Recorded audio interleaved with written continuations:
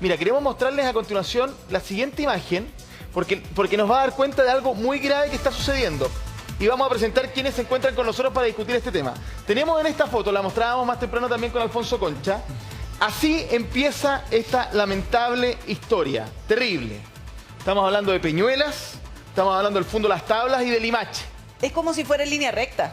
Es casi, la foto nos muestra una línea recta, es casi línea recta, Pri. El punto es que son sectores que se encuentran a una distancia bastante importante. Equidistante también. Claro, y además, déjame decirte que según la información técnica de análisis de la imagen y también satelital, es que si bien acá podemos ver que es más grande el humo, da un poco lo mismo, es una trayectoria del incendio bastante similar. Todo esto hace que la tesis sea: aquí no hay ninguna coincidencia. Aquí no hubo una pavesa, un movimiento del incendio aéreo, claro, de aquí para acá, de acá para allá. No, esto es simultáneo. Esto al parecer, o al menos con escasos segundos de diferencia. Claro, porque es distinto si hubiese habido un incendio muy grande a este lado y aquí uno podría entender que podríamos haber atribuido a pavesas. El problema, y yo me imagino que es parte de la tesis también, es que donde sí hubo pavesa o sí hubo movimiento aéreo, de aquí en adelante.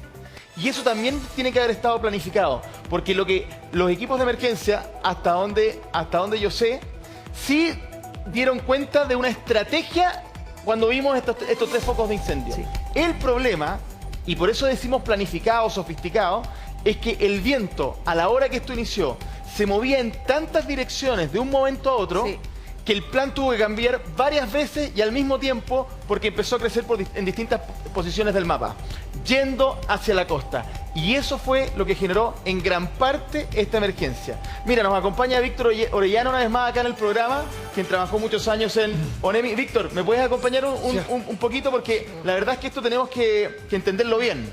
Si bien esto es incipiente, estamos hablando de una investigación que está comenzando. Exacto.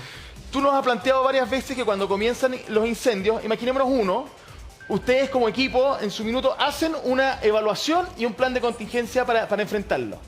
Cosa distinta es que si van apareciendo más focos y se va cambiando. Pero acá tenemos tres focos simultáneos y que, insisto, al parecer la tesis es que se sabía que iba a ser demasiado aleatoria el cómo iba a avanzar la emergencia. ¿Qué nos puede decir al respecto de lo que ves en imágenes? Ya, bueno, si esta imagen la estamos viendo nosotros, también la tuvo que haber visto CONAF y bomberos al principio, ¿cierto? Me imagino que también información. Claro, entonces, efectivamente, dado este primer escenario, se activa, digamos, todo el sistema de comunicaciones para destinar recursos acá.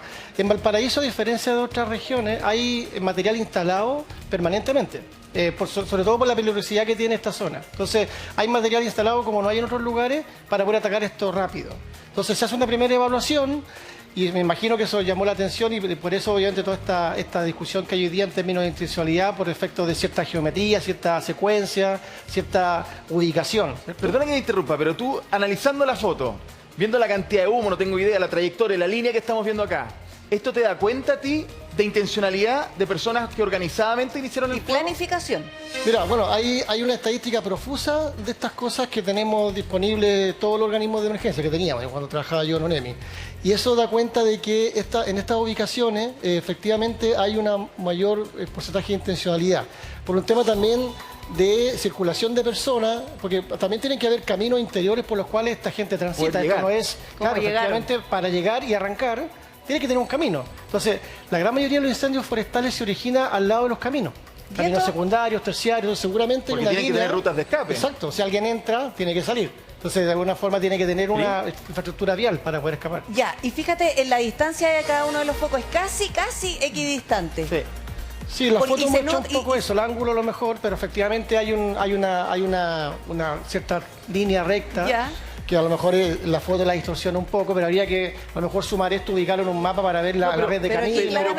CONAF aclaró, se lo dijo particularmente Alfonso Concha, periodista de Tele 13, que las distancias son prácticamente las mismas. Sí. O sea, claramente en eso, porque la pregunta que te hacemos también en base a tu experiencia es que no podríamos decir que esto es una coincidencia, digamos. Las distancias, la simultaneidad, o con diferencia de pocos segundos. Sí, bueno, eso ha ido generando esta discusión. Hay una investigación igual que hay que hacer para confirmar todo esto. De todas maneras. Pero efectivamente esto llamó la atención desde un principio, desde primera hora. El director regional de CONAF fue el primero en ir señalando públicamente que aquí había cierta intencionalidad.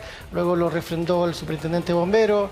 ayer el jefe de la defensa. Entonces, que esas personas que son serias, que son preparadas, que tienen técnicas, estén señalando esos aspectos, dice que hay suficiente información que a lo mejor tampoco todavía es pública, pero que es parte de una investigación que va seguramente a confirmar este cuadro, ¿ya? Y en ese sentido, bueno, partiendo así, y hay que ver también la hora y el lugar, ¿no? El viento, la temperatura, o sea, es difícil decir si era el peor o el mejor momento para generarse un incendio, depende de quién lo esté mirando, pero ese momento, ese día, todos sabíamos, ¿cierto?, que iba a ser el peor de la mega ola. Sí. Sabíamos que a esa hora, entre las 12 y la 1, el viento es bastante complejo, y que luego entre las 6 y las 8 cambia todo esto.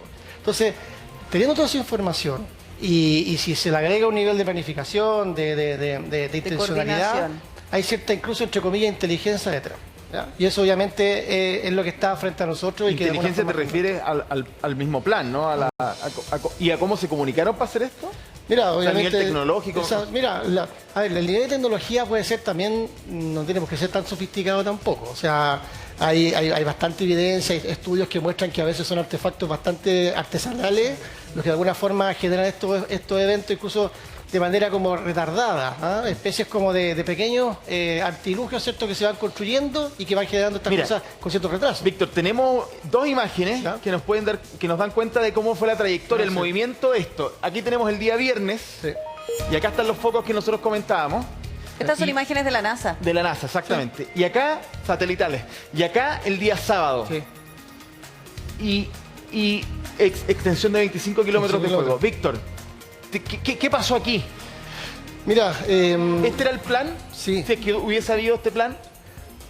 A ver, difícil saber si lo que se esperaba era esto. A veces, bueno, tiene que ponerse uno en la mente de la persona que está ahí detrás de todo esto, pero efectivamente el daño que se generó yo creo que fue el máximo posible, ¿ya?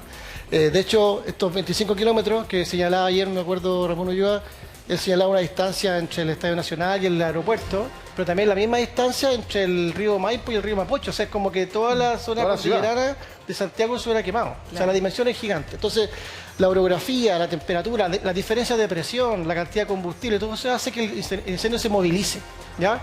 Y en ese sentido, este cuadro, a partir de esas condiciones, en el otro lado, CONAF lo está también monitoreando y proyectando. Ellos tienen simuladores que usan para analizar esto y ver hacia dónde se va a dirigir el fuego, dadas las mismas condiciones que está teniendo, que se están ocurriendo en el momento. Entonces, a partir de eso se va definiendo esta escalada, se hace una trama. CONAF diseña una trama de 6 espacios y sobre cada espacio define una estrategia de ataque, ¿ya?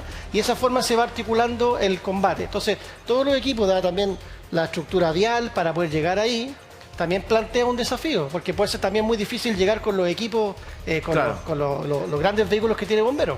De hecho, yo le preguntaba al director, a Álvaro Ormazábal, justamente, de Senapred, más o menos por qué pasamos de esto a esto, qué pasó un poco, ¿no? Antes del tema residencial, que ahí tenemos que hablar de ese tema en la crisis de otra forma. Sí. Pero antes de eso, ¿cómo pasamos tan rápido? Y me explicaba un poco el tema de que aun cuando teníamos una cantidad de equipos impresionantes dispuestos para enfrentar una emergencia así en esta zona, una capacidad aérea de lujo, más de 100 aviones me dijo, pero el viento, o sea, las condiciones climáticas fue tan aleatorio el movimiento que hubo que ir ajustando el plan permanentemente, y que de hecho en un principio se ajustó a un territorio tan complejo que se saturó incluso desde el punto de vista aéreo la capacidad de respuesta. Exacto, porque mi pregunta es, ¿puede ser que haya sido también parte del plan eso? Mira, uno no sabe si es coincidencia o fue parte de que le resultó el plan a la persona que pudo haber hecho esto, pero efectivamente es una zona compleja de acceso, así como también, por ejemplo, Laguna Verde en Valparaíso, que también es compleja. Son lugares que son complejos de accesibilidad, caminos estrechos, algunos no pavimentados, donde cuesta meter un camión de ataque de incendios forestales, y eso, claro, en una primera instancia se arma un escenario de ataque, un frente, pero en la medida, como decía el director de Senapred, que cambia ese escenario, hay que desmovilizar y volver a armar. Y en ese proceso el incendio sigue creciendo. Entonces, cuando te pilla con esos materiales que